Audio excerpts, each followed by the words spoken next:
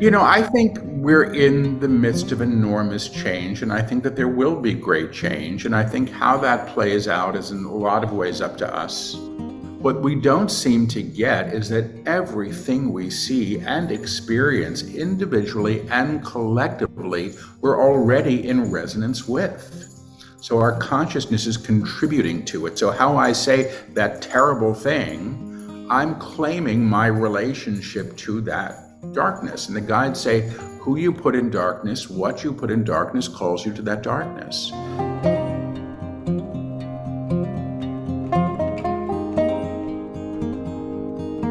For those viewers that are not familiar with you and your work, could you just do the honors and introduce yourself to us in however you wish to? Well, you tell me if you want the short version or the long version. It's really entirely up to you. Give us the long version, Paul. Give us the The long version. long version. All right. Well, I work as a conscious channel. I hear. When I hear, I whisper the words and repeat them. I was raised something of an atheist, and I had a list of things that I thought I needed to achieve by the time I was 25 to make me okay in the world. I got the whole list. I wasn't okay. And I began to look for something more really out of sheer necessity, not because I thought it would be nice to get spiritual. I really had no clue what that meant. But I began to open up psychically and spiritually around the same time in my mid 20s and didn't have any context for it at all. And I studied a form of energy healing to get a context. And I was volunteering at a center for people that were living with life challenging illnesses. This was the late 80s, early 90s. It was the height of the AIDS epidemic. And I found that when I had my hands on people's bodies, I began to hear things for them. And that was really how clairaudience began. And I started a group that met in my apartment and met for 18 years. 3 people, 10 people, $10 in a basket.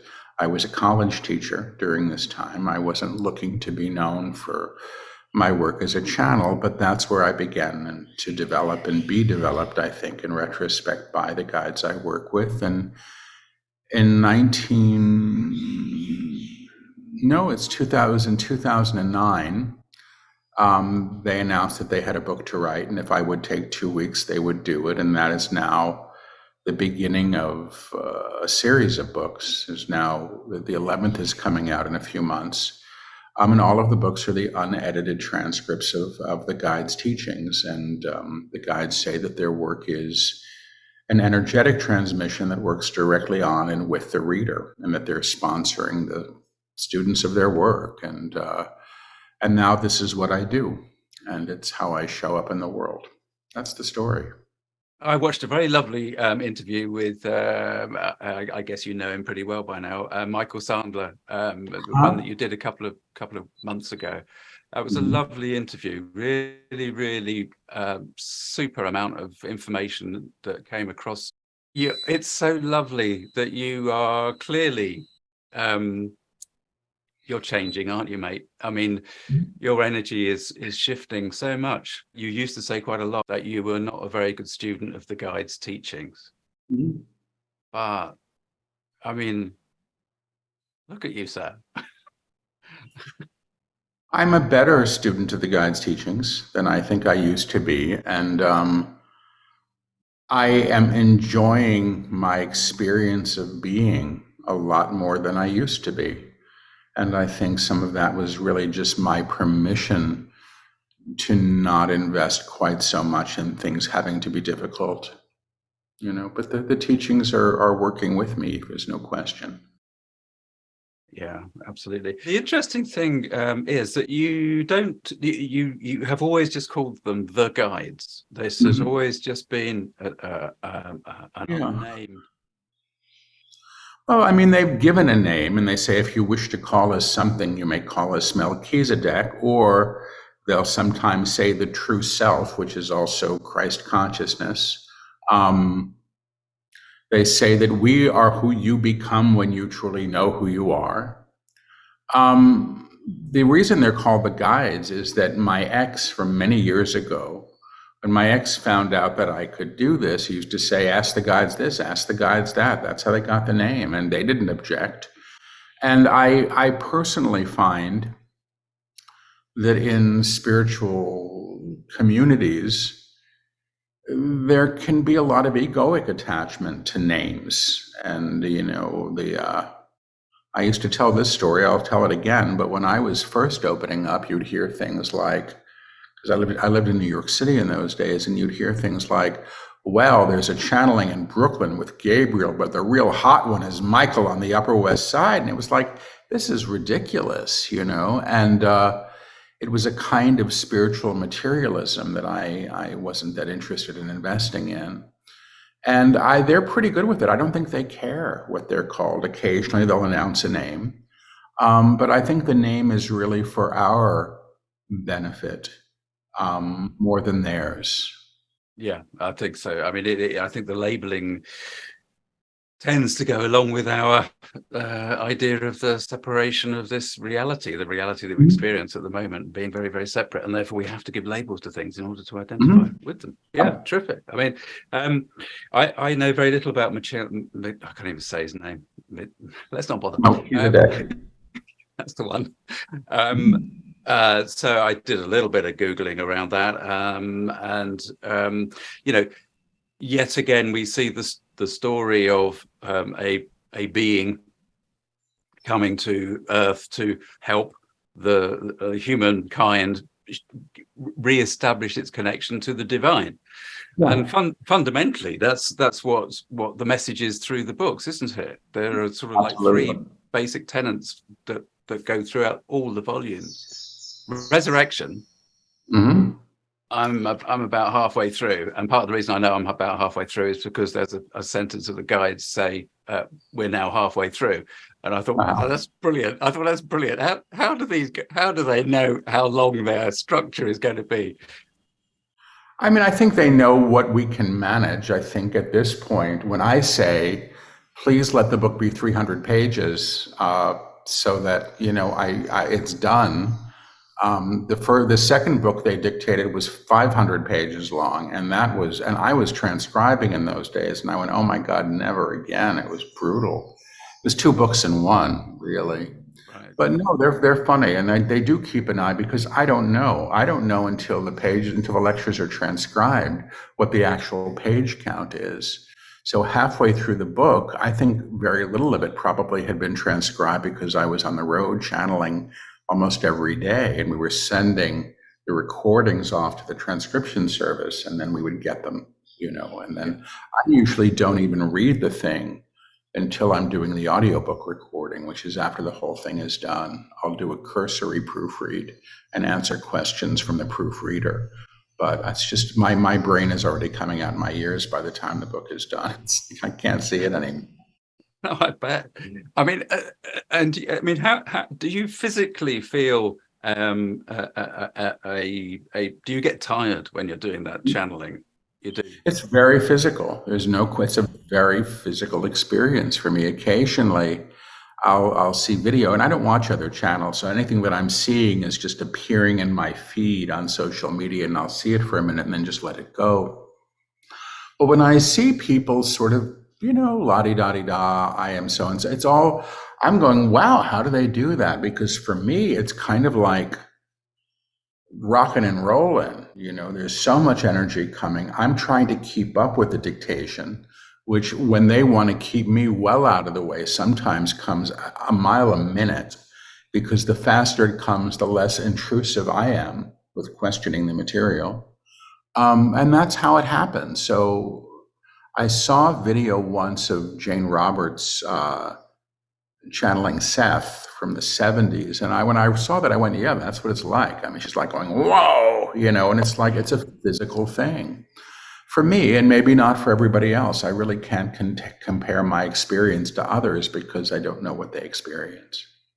No, but fundamentally, as a channel, as a effective channel, there, you said something there about when they come through, they are pushing you well out the way, and that's the fundamental technique, isn't it? That if people want to kind of move into this sort of work, you have to really understand that feeling of self within, and the fact that you shift out the way. Oh, I'm receded. I'm still in my body and I'm still conscious. So Edgar Casey was, in a trance. He was asleep, and that's what that was like. I'm sorry, there's beeping from my That's kitchen, and I okay. That's don't know okay. what's beeping, but I'm not going to worry about it. Except it'll probably be infuriating. So let me go back. So I recede. I step back. I always used to say it's like I climb into the back seat of the car and I turn the steering wheel over, but I'm still aware in the back seat of the car. That's all. And I'm listening. And if I hear something that I find just so outrageous that I have a hard time speaking it, they'll say Paul is interrupting, and then they'll take my questions. Most of the time, they'll take the questions or they'll save them till later. Um, when I was young, I wrote plays when I was a kid, and that was all about hearing voices. And I think I got a little used to this idea of letting character come through. And when I found out that I was able to step into people, living people, and become them and be accurate and report back information and often start to resemble them, that's when I realized the extent of what the ability was. I'm a clairaudient primarily, but I'm highly empathic. So, if you ask me to tune into your ex and I tune into your ex and I begin to resemble your ex and scold the way the ex used to scold, I liked that because it was provable. And I've been filmed doing it with people I've never met. And I think that's really interesting. And that helps me understand a bit more the process that I undergo when I'm channeling. At times when I work, my eyes, which are dark, they're hazel, turn bright, bright blue. And everybody thinks I have blue eyes, but that's when the energy is running and they're stepping in. So there's a whole physical component to this for me, and there really always has been. And it takes a toll, but I'm grateful for it. There's a psychologist called James Hillman. He's no longer with us. He passed away some years ago, but he's absolutely fascinating because he did a lot of work with character template, archetypal kind of character templates. And one of the things he also worked on was that he always said that the child would usually exhibit in some way some aspect of what the adult that they were to become when, Yeah. and No, that's exactly what you. I wasn't a child when I was doing that. I was young. I was a young man. When I was in my late teens, early 20s, and onward a bit. But I think it's just part of how I seem to be made up. I don't understand it. I look at what I do as stenography when I'm channeling, when I'm reading for people, there's interpretation. If I'm reading for you and I tune into you and I become you and I see what it feels like to be in your body or with your problems or challenges, I'm interpreting what things feel like.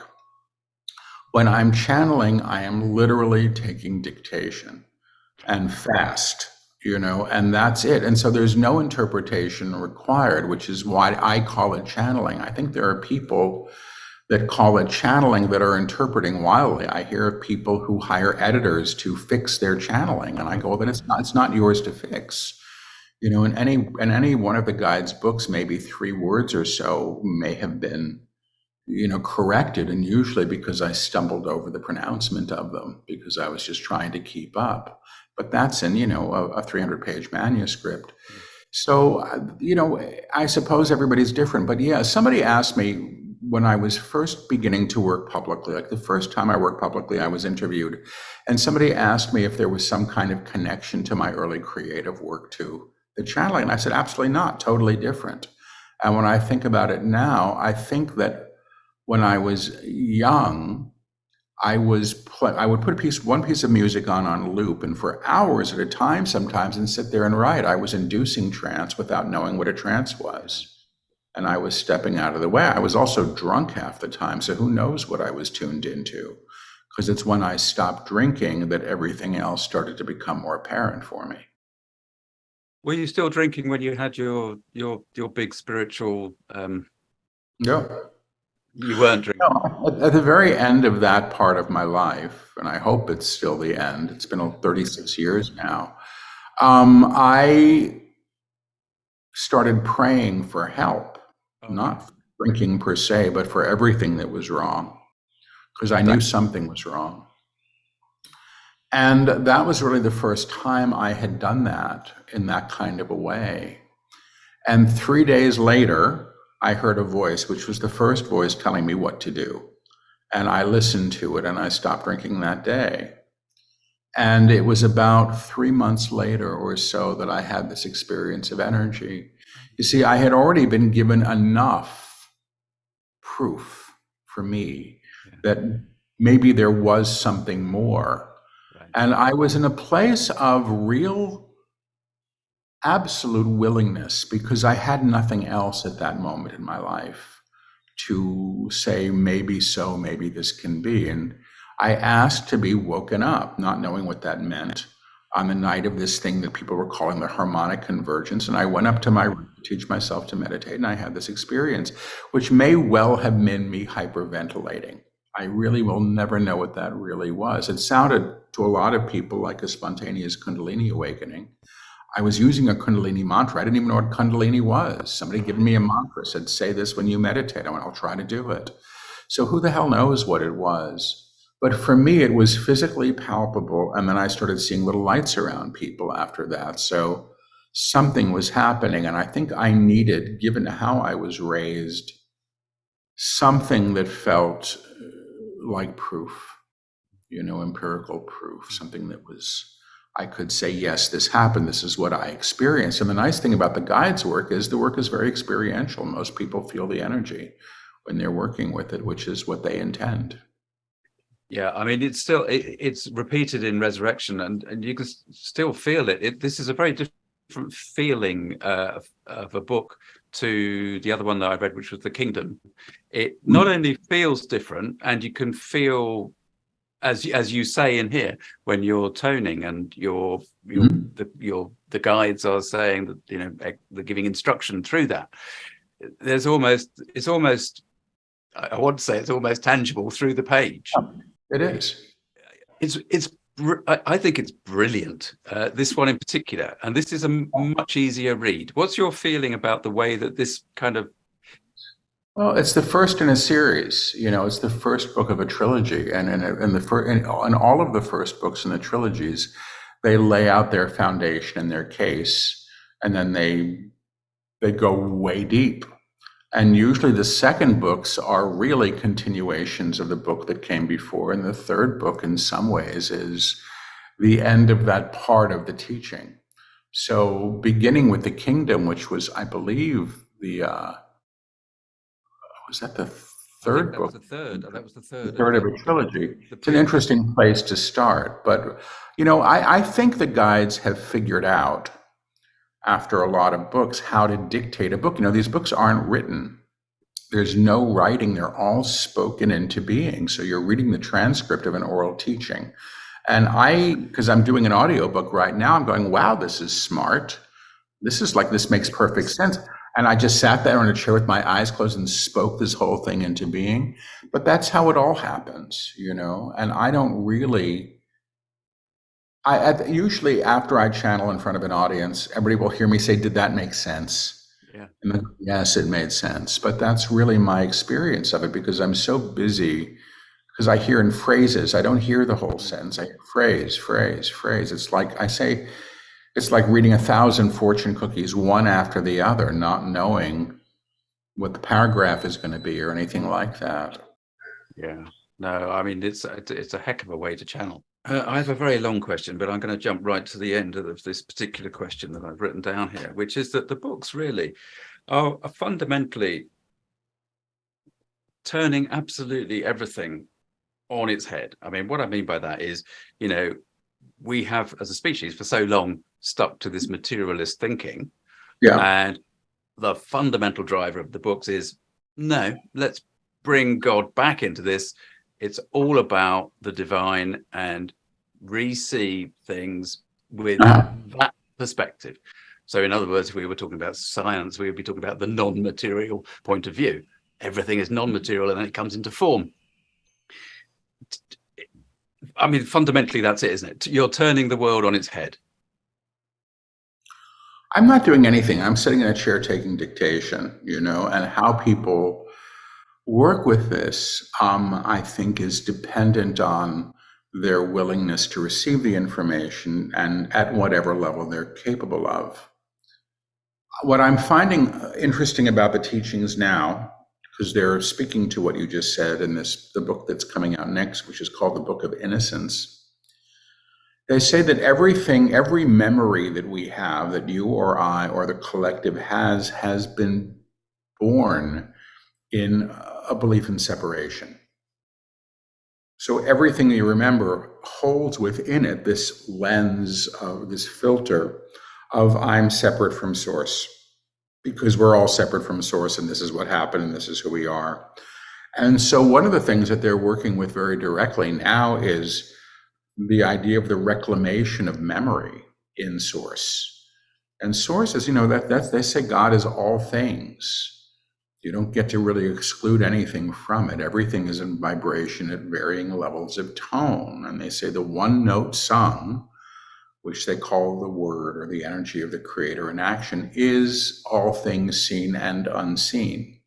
And to re-know that is to reclaim your true identity. And then everything else meets you at that level. And if it is, I suppose it is turning the world on its head. But my experience of this is now over many years. And I think that they take their students through their teachings quite carefully. I think if, people read these things and say, I want it all now, I want it all now. And the guides say, if we brought you into too bright a room too quickly, you'd run back into the darkness. So we're actually brought forward at the level that we can hold the adjustment in consciousness and identity. But they are saying, everybody's going through this now. It's what's happening on this plane. And it's a reseeing of the world. They say that that's how the world is made new, is through a level of consciousness that doesn't hold the old and is not seeking to replicate history. They say that the personality structure knows itself entirely through historical data. Its preferences, what its parents said, what, who they think they are supposed to be, what the culture says, all of those things that we claim identity through are born in an idea of separation and limitation. And so the personality self, they say, is still there, but it's moved to its rightful place. And what they call the true self, or the monad, or the divine self, or the Christed self, that's what takes prominence in a rearticulated state, which is where they're taking us to. And what that actually means in reality, in the experience of this thing that we call life as a human being, is simply a different type of experience, because it's all about working with that resonance, which is what you just said. It's all about working with that vibration within the harmonic. Yeah. And being as that vibration, I think that's the crux of it. It's a teaching of presence in being. It's less about doing and getting, and we're so used to having to do and to get, or we should, or we have to, or there's a rush. I don't think this is that teaching. There are those teachings for those who require them, but that's not how the guides teach. That's a really interesting observation, actually, on it. It is about the being, and therefore the allowing and experiencing and observing what is being presented. Yeah, lovely. I know you're not I know the guides do not. They don't foretell the future. They don't. What's that? Divination, isn't it? I mean, that's not divining the future. That's not what they do. It's not what you do as a channel or as a medium either. But right now, there are a lot of people that are, they're on this amazing wave of waking up spiritually, shall we say. And that is, it's undeniable that there are a lot of people waking up. But equally, a lot of these people are saying something big is going to happen. Something big is going to happen, and it's going to be bad. I mean, I think we're in the midst of enormous change, and I think that there will be great change. And I think how that plays out is in a lot of ways up to us. The guides said in the very first book, which was channeled in 2009, it said humanity is at a time of reckoning, and a reckoning is a facing of oneself and all of one's creations. And everything that's been created in fear needs to be reclaimed in a higher way. And so nothing really gets reclaimed until we see it. Because the guides say people talk about manifesting. I'm going to manifest the relationship, I'm going to manifest the house. What we don't seem to get is that everything we see and experience individually and collectively, we're already in resonance with. So our consciousness is contributing to it. So how I say that terrible thing, I'm claiming my relationship to that darkness. And the guides say, who you put in darkness, what you put in darkness calls you to that darkness. So I understand that you can ride this wave of change, which I do believe we're in, or you can try to build a bomb shelter and hope the flood water doesn't go through. But I think the change is here, and I think it's productive. And productive doesn't always mean pleasant, it means challenge. Growing up was hard, puberty stank. Your clothes didn't fit, your voice was funny. And I understand that humanity is entering into another phase of its experience of being. And frankly, I hear that if we don't do this, we're kind of screwed because, we've created the means for mass self-destruction. And it's ridiculous, but the guides say, you've done this in the belief that this is going to keep you safe, which makes no sense. So they say that humanity has chosen at a higher level to move forward and will. So they say it's good news. Yeah, and is doing so by recognizing its true identity, which is as that part of the divine. Yeah, I mean, I think that this the big change is what we are, living through. That's what people are sensing. Oh, there's something big happening. Well, we're in it. People like drama too, Yeah. And there's glamour and attachment and all this stuff. And I remember years ago when I first had a practice, somebody, I don't know who it was telling everybody that California was about to fall into the ocean.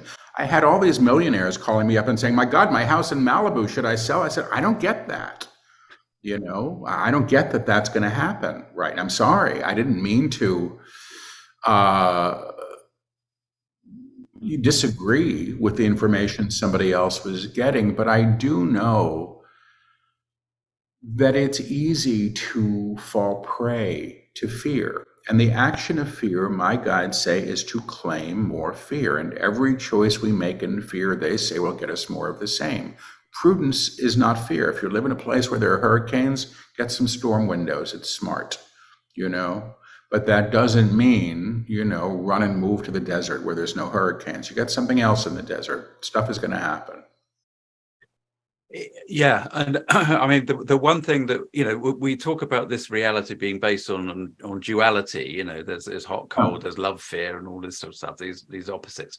But the one thing that we can never get the opportunity to kind of see the dual aspect of is like if I go into a room and I'm really angry and I express myself in that room, I don't get a chance to walk into that room and do it again in exactly the same time frame with exactly the same people and do it from a place of love. So there's no duality in that experience of life one step at a time, is there? Which is why we can't see how we are living and resonating and bringing things to us. I don't know. The guides don't teach duality. I mean, they teach union. And they say that everything is existing within a spectrum of tone, high and low, the one note sung, all things. They say even darkness is of God, even fear is of God. It just doesn't know it.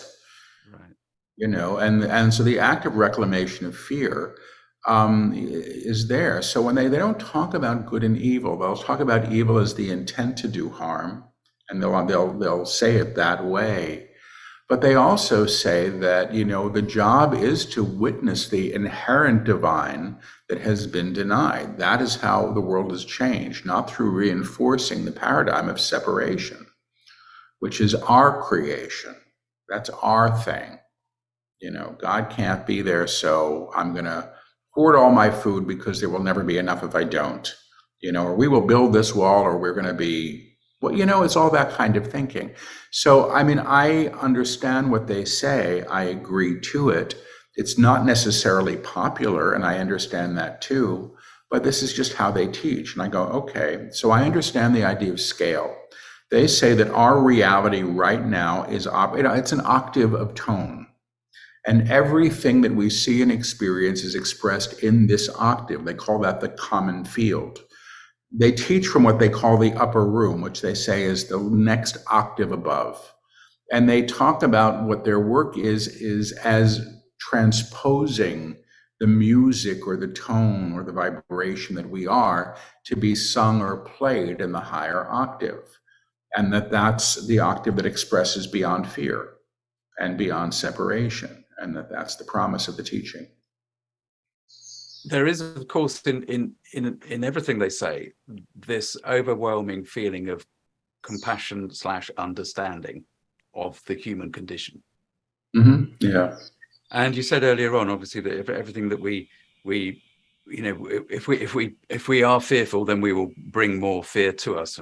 If we feel, and this might be a really annoying question, but if we feel like the government is doing the wrong thing, or we want to object to the nuclear power plant that they're going to build on the at the end of the road, Yeah. being slightly facetious, but the choice to take action by, say, let's go out, walk, march in the streets and protest, that is one course of action that can be taken. The other course of action is one can look inside and try to look at where is where's the issue being reflected within oneself. But I kind of always feel like, well, actually, I should be out marching, but then aren't I just attracting more conflict by doing It that? really depends on what your intent is. In the US, I mean, the guides have spoken a lot about this in the books, and there are enormous teachings on social action and responsibility to our world and one another in these texts. So it's not a teaching of ignoring the problem. It is a choice to receive what has been held in darkness in a higher way. That does not mean that if you're walking down the street and there's two guys fighting, you don't try to break it up. If you're there and that's the opportunity, perhaps you do that. But, we live in a culture, they've said, where you like to hang people in the town square and then when they're gone, say, well, the evil is gone from our town. Right. And that's never been the case. And what we end up with in some ways is a kind of bloodlust, unfortunately. I think that's my word, not theirs, and they might agree. They're saying they agreed. That's agreed upon. So, I think it all goes to intent. Why do we do what we do? And I think self-righteousness, they say, is always the personality self. I'm a gay guy who made it through the AIDS epidemic healthy and well. And many and most of my friends died at that time. I was very young. And many of my friends were out marching in the streets for change in medical care. And I studied a form of energy healing, and that's what I was doing in response to those times. And they're just different ways of addressing something. And those people who marched, I believe, made a lot of difference. And hopefully I made some difference too, or the work that I do today is making some difference. I really think it goes down to intent. If my desire is to punish and harm, I'm operating in a low place. If my intention is to bring light to something that's been held in darkness, that can be useful. But, if that's being done with the lens of blame, then I have to question motive. You can learn you can learn through anything. We can learn through anything. I've learned through great pain, and hopefully I don't have to continue to do that. Humanity can learn the futility of war through blowing ourselves up. And the guides would say, if you want to learn that way, you can. They're all opportunities to learn. Yeah. Let's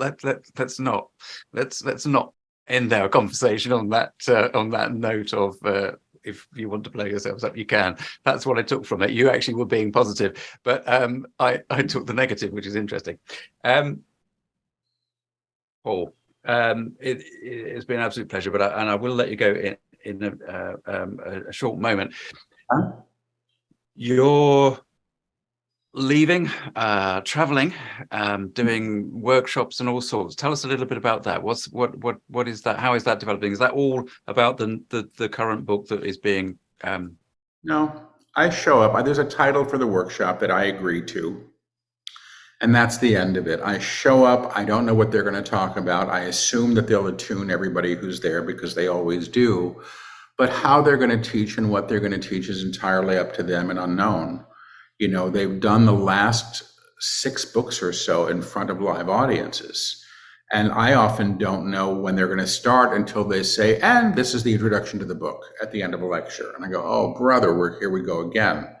So I believe what they're beginning to do now is prepare for the next book.